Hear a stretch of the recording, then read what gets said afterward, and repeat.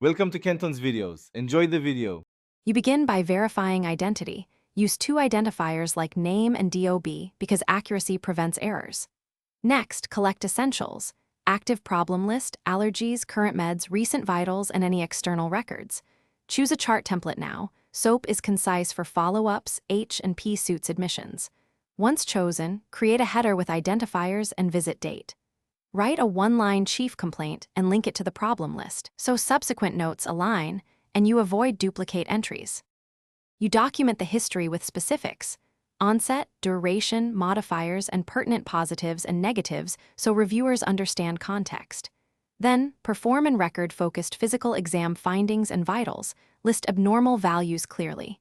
Enter objective data from labs or imaging with dates, summarize key results in one sentence.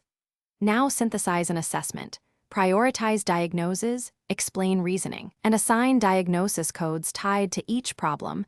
This supports billing and you conclude by writing a concise plan: medications with dose and duration, ordered tests with urgency, referrals, and a follow-up timeframe. Explain patient instructions and red flags, and document counseling to satisfy informed care. Reconcile meds against what's listed, resolve discrepancies, then sign and date the note to finalize it.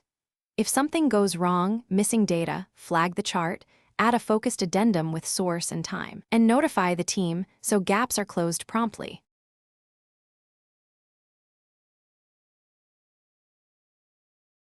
Thanks for watching. Consider subscribing if we helped you.